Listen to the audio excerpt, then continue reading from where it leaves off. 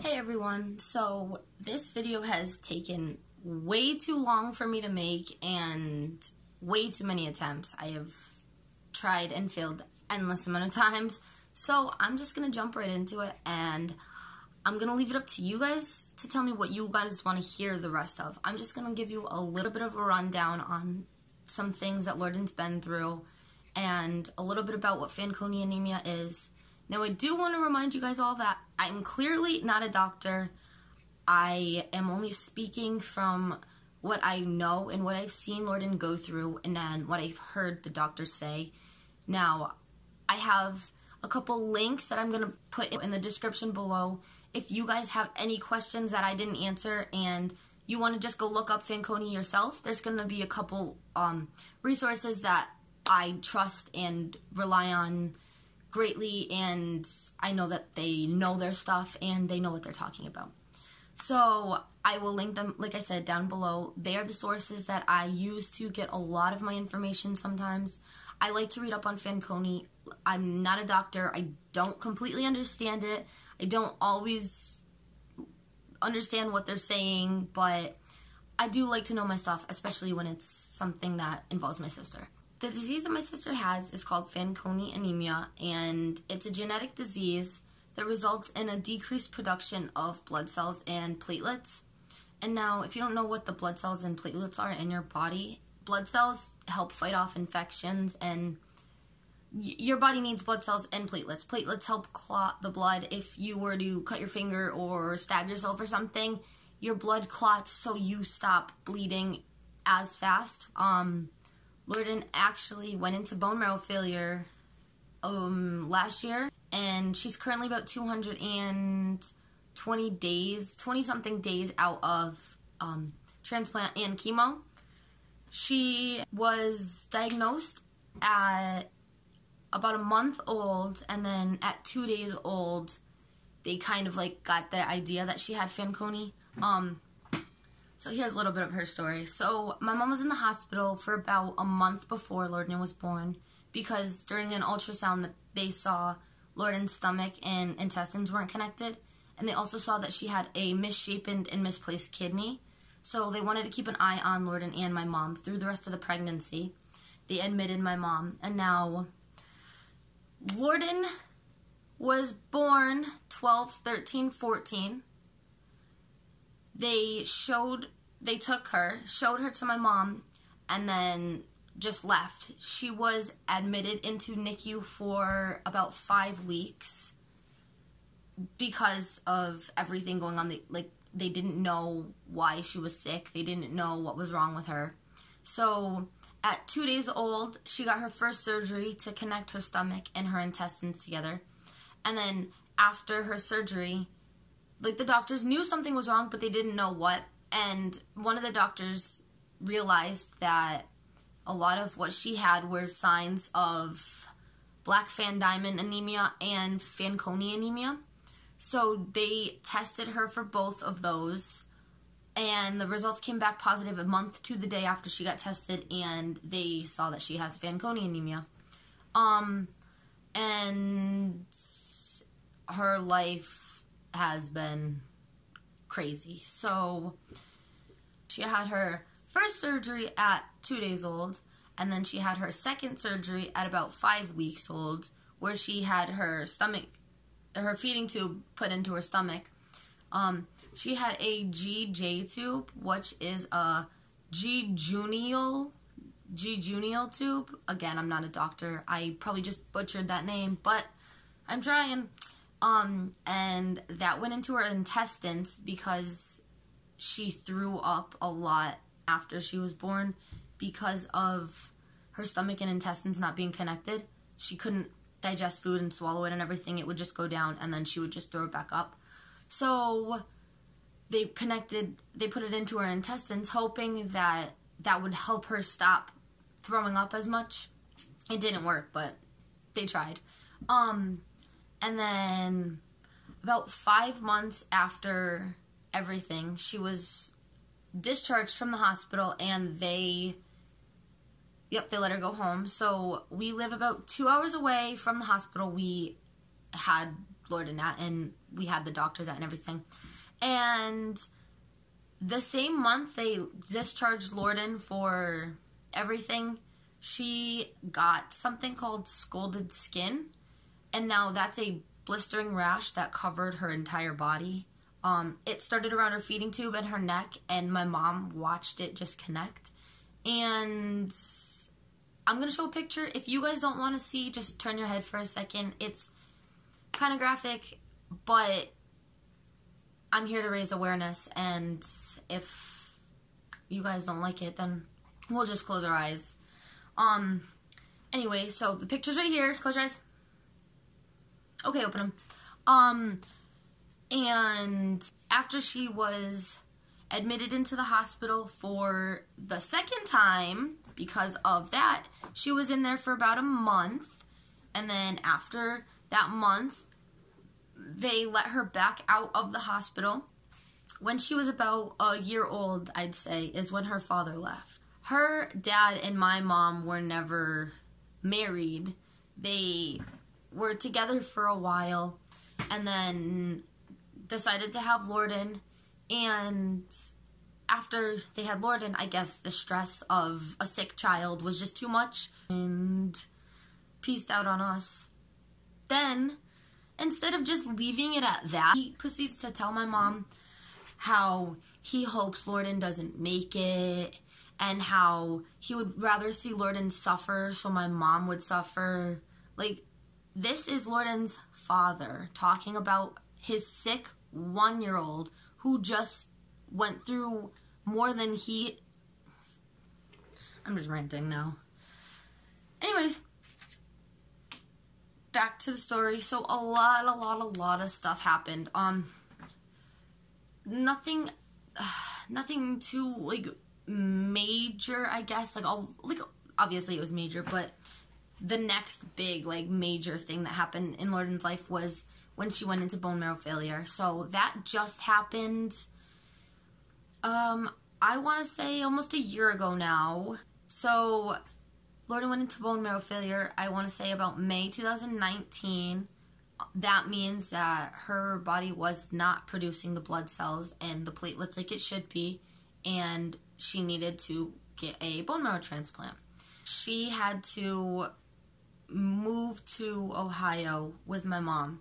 Now, while my mom was in Ohio, we had our grandmother, who was very weak. She wasn't sick or anything, she was just weak. So we admitted her into a rehab so they could, like, get her stronger so she could fly out to Ohio with us and be with everyone together. Well,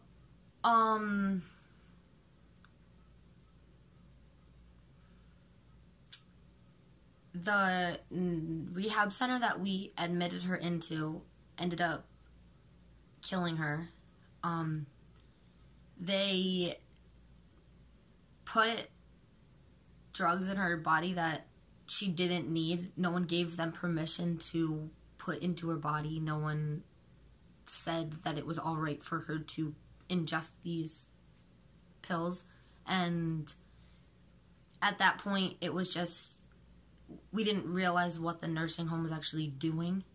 It wasn't a nursing home, it was a rehab center, but it was in a nursing home, and they were supposed to be helping her get better, but they ended up doing the complete opposite. And now, while we were all dealing with Lordyns going through bone marrow failure, we also had to deal with Lordyns and my mom hours away while me and my other siblings were taking care of our grandma. And then my mom had to fly back out really fast because she got a call saying that my grandma was just not doing good. And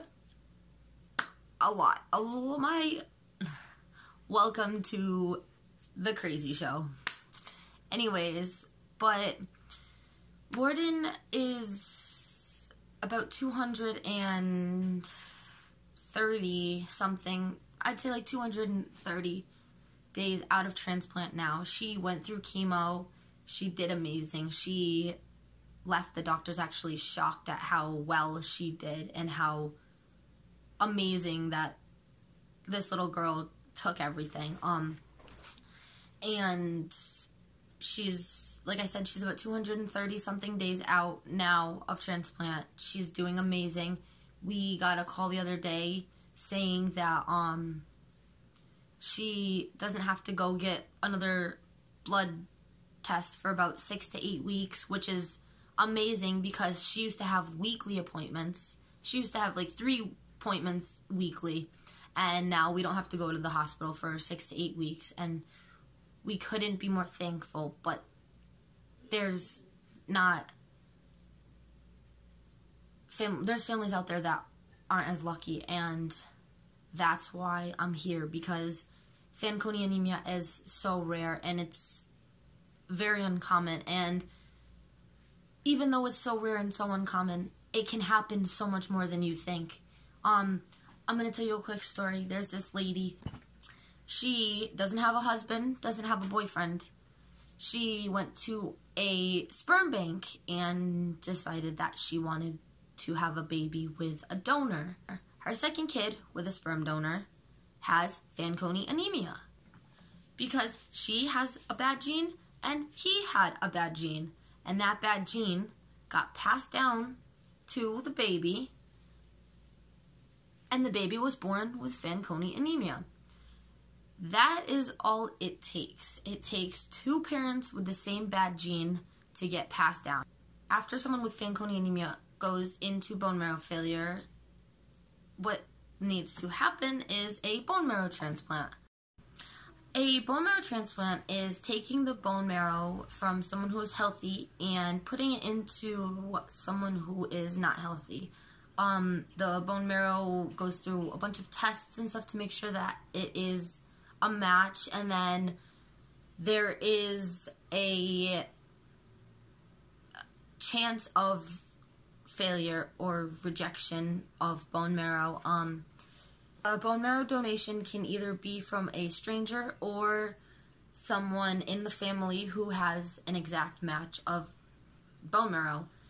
For us, we are not full siblings to Lordyns. We only share the same mom, so it's more common for a stranger to have the same bone marrow than one of the siblings. So we all got tested, but none of us were matches, so we went through with a non-related donor, which is very common, but it's a lot of a scarier risk than knowing someone who is related to you. They just take the bone marrow from the donor and they put it into, like I said, the patient whose bone marrow is not as strong. Thankfully for us, Lordyns took amazing. She's sitting right over here.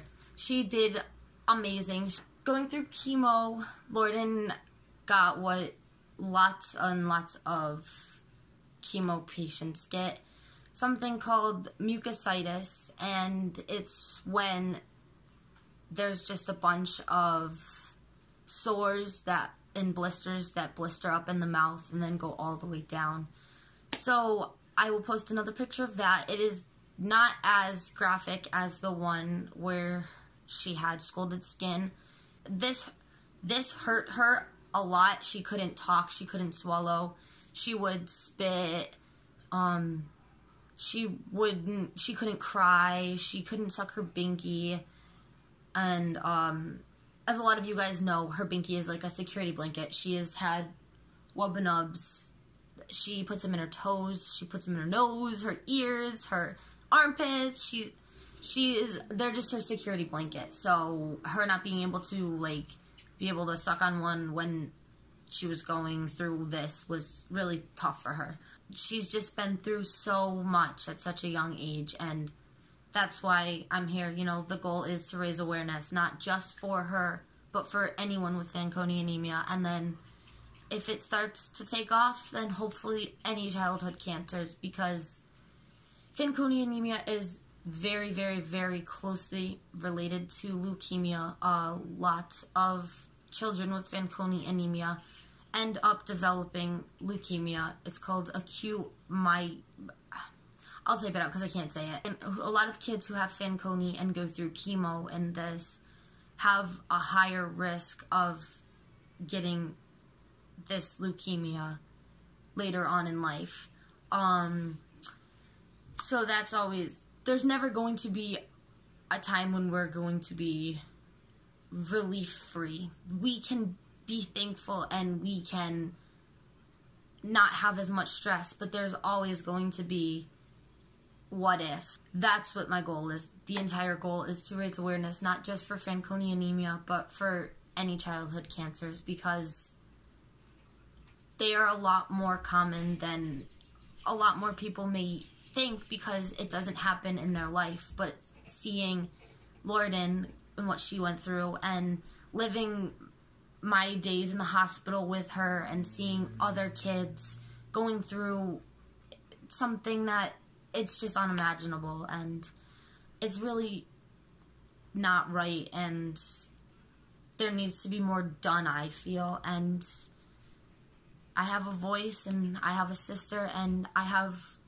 almost 18,000 followers on TikTok, which is beyond amazing, and we are so grateful, and I cannot thank you enough. You guys are amazing, and hopefully we can continue to grow and continue to see what we can do. So I've tried endless amount of times to get Lordyns into this video just so I could at least show you her. I'm gonna call her in a second, but she doesn't like to talk about her sickness, and she doesn't like to, you know, like, answer questions. She gets like self-conscious about it and embarrassed. So that's why this video was just me talking about it and explaining things. Plus a lot of what I mentioned, I didn't want to bring back into her memory. She's been through too much. I don't want to have to make her relive and rethink about stuff that's in the past. I do want to answer a couple questions that I come across a lot on TikTok. If you aren't from TikTok and you just happen to come across this video somehow, then our TikTok is Little Lordyns. If you have one, you can go follow and you can see the videos. If you are from TikTok and you see videos with her having a blue band on her head, that is a hearing aid. There's lots of physical abnormalities that happen with Fanconi, such as thumbs, which I posted a video of. I'll show another one. So her thumbs, they bend a little bit different, and then her ears, she has a canal, but it's not attached, so if you look, it's just skin going to her ear. She also has little marks all around her head and her body. They're called cafe latte marks, I want to say.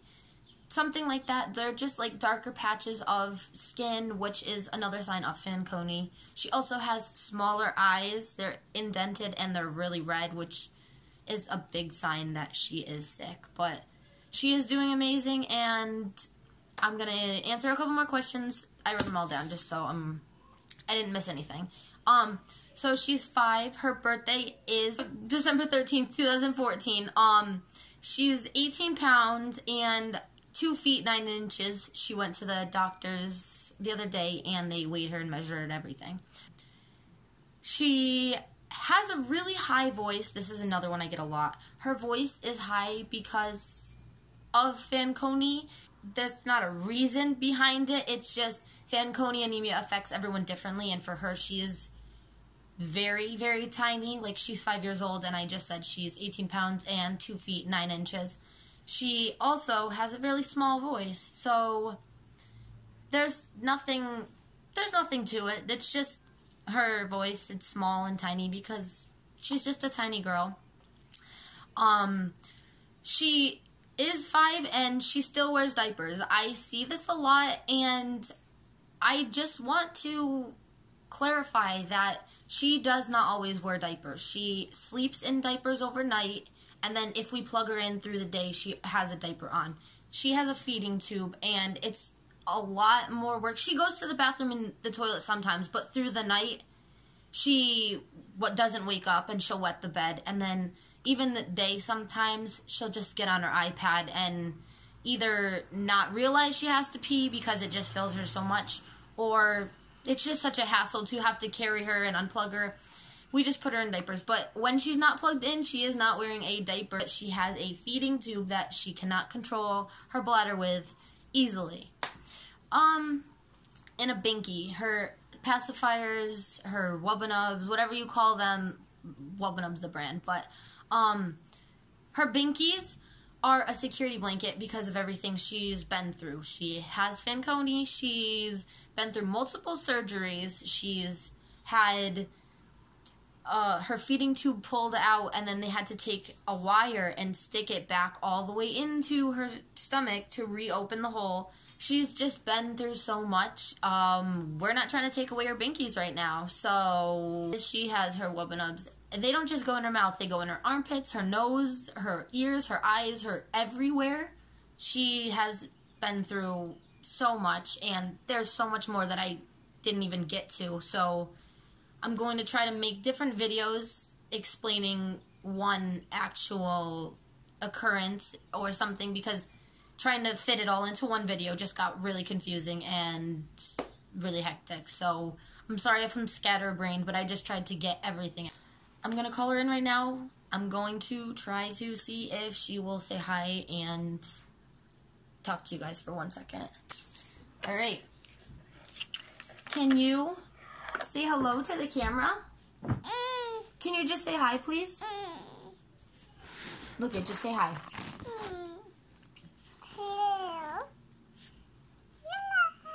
What's your name? Lordyns. Lordyns. And how old are you, Lordyns? 9. 9? Yes.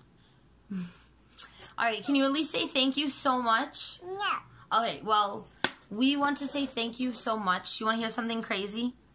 You hit 18,000 followers. 18,000 followers! Whatever. Well, we do appreciate it. She just got a little too ripping because she sees the camera. But I want to say thank you so much for all of the support. We really could not do this without you guys. It is beyond amazing waking up every morning and seeing the comments and all of the support. And there's always going to be someone who has something negative to say, whether it is she looks different or she sounds weird, or it's going to be something all the time. I say just kill them with kindness, because the world already has too much hate to try to hate someone even more. So if you see a comment hating on her, if you see someone talking crap, just kindly reassure them that she just went through chemo, she just lost all of her hair, and just got a bone marrow transplant. There's not much else I can say except thank you so much, and this will be the first of many, many, many YouTube videos. Like I said before, if you have any comments, any questions, just leave them down below. I will try to read them and reply to as many of you guys as I can. If you want to know anything about Lordyns, if you have any questions about, you know, anything I didn't cover or anything I covered that you want to know more about, just feel free to ask. I'm here to raise awareness, so anything you need to know, right? Yeah? Can you show them how strong you are really quickly, please? Just, like this. I